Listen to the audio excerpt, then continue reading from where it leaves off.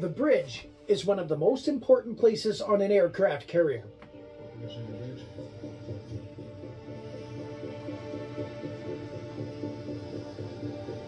But some sailors may spend their entire tour of duty on an aircraft carrier without ever setting foot on this particular area.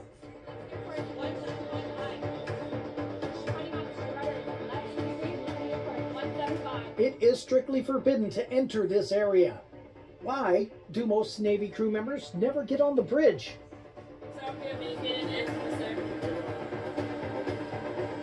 The bridge is a carrier's primary command and control center. From here, the captain and other officers can manage all of the ship's activities. The bridge is where the captain sits along with the navigator and all of the officers on the deck and the rest of the watch team charged with steering the ship and staying away from hazards. In most cases, it is situated in a location that provides an unobstructed view as well as direct access to the most important parts of a ship. The bridge is a few levels below pry-fly in the carrier's superstructure. It is strictly prohibited for anybody other than authorized staff to enter the bridge, and all operating protocols must be followed precisely at all times. This is one of the reasons why some sailors in the U.S. Navy might never enter the bridge on a carrier. Because the bridge on an aircraft carrier is the ship's heart, there are strict procedures regarding who is allowed entry into the compartment. The bridge also houses the primary steering equipment, navigation charts, communication systems, engine control, and other functions.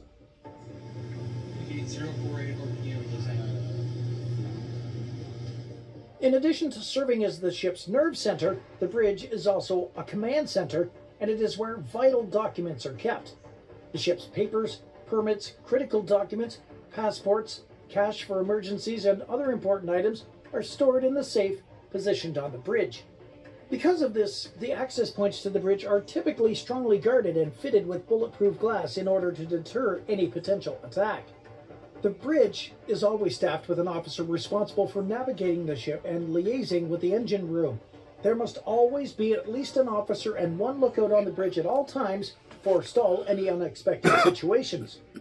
When performing complicated maneuvers, bringing the vessel's captain to take control of the ship is common practice, and in locations with a high-risk environment, pilots are frequently brought on board to steer the ship in a safe direction, utilizing their familiarity with the area as a resource. Sailors that are responsible for the operations of the bridge undergo special training. How are they trained?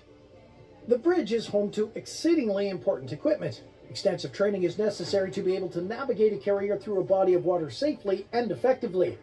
Before officers are ever allowed to take control of the bridge, it takes them several years of training and experience. Because the bridge is the location from where the control of almost the whole ship is exercised, entry to it is restricted to people who have received proper training and are permitted to do so. It's impossible to give a recently enlisted person control of the bridge while they're still in the training phase.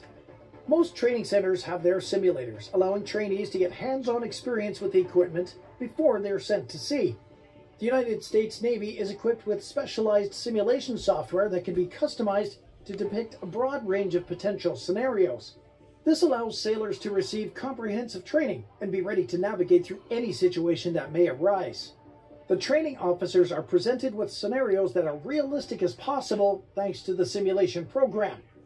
Only a certain number of people are allowed into the simulator and are allowed to practice.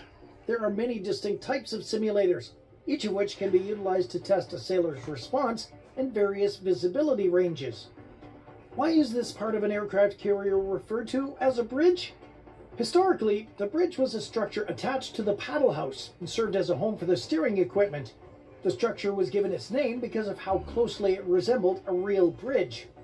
Even when technical advancements rendered paddle wheels obsolete and caused them to be replaced with newer inventions, the term bridge continued to be used.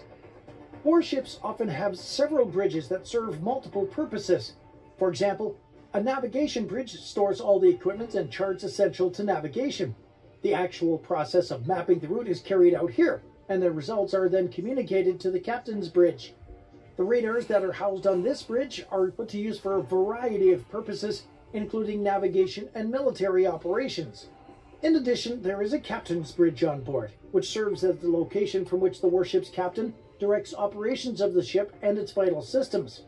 When a warship is a central vessel in a fleet, or the flagship vessel, it typically has a separate admiral's bridge used for strategic and command purposes.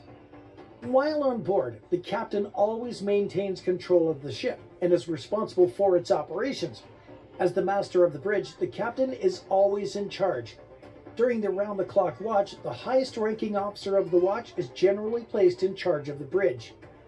Let's talk about the structure and the layout of an aircraft carrier bridge. It is expected that the ship's bridge will serve as the vessel's nerve center, so it's required to have a view that is unimpeded and crystal clear in all directions. On the bridge, there is a wide variety of electrical and navigational equipment.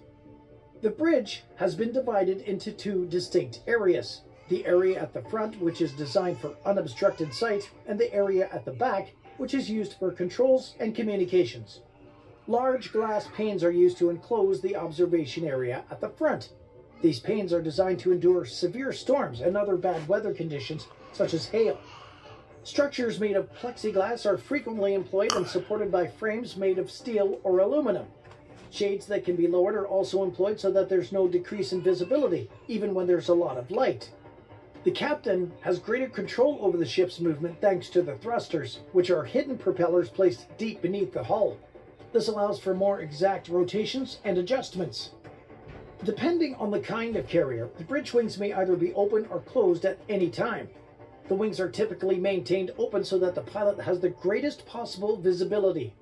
In addition, there is communication equipment on the ship's wings, which allows for information to be transmitted back to the primary bridge area of the ship. The most important pieces of steering, communication, and navigational equipment are located in the remaining portion of the bridge. In addition to this, there are a lot of controls that allow one to operate a variety of ship's components remotely.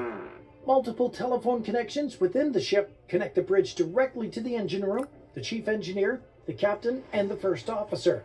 This makes it possible to take rapid action depending on the information the watch officer provides. The command and control center is constructed from various console units laid out in a semicircular pattern on all sides of the bridge. Ship's officers are responsible for operating things like radar systems and steering controls aboard these vessels.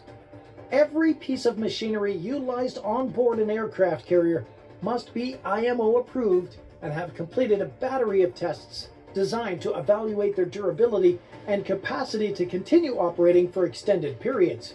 On the bridge, for reasons relating to public safety, there are fire extinguishers, flares, and distress beacons stored. The bridge also controls a system of water pumps that are spread out all around the ship that can be used in dire circumstances to prevent any other vessel from getting too close. That'll be all for today's video. Thanks for staying tuned.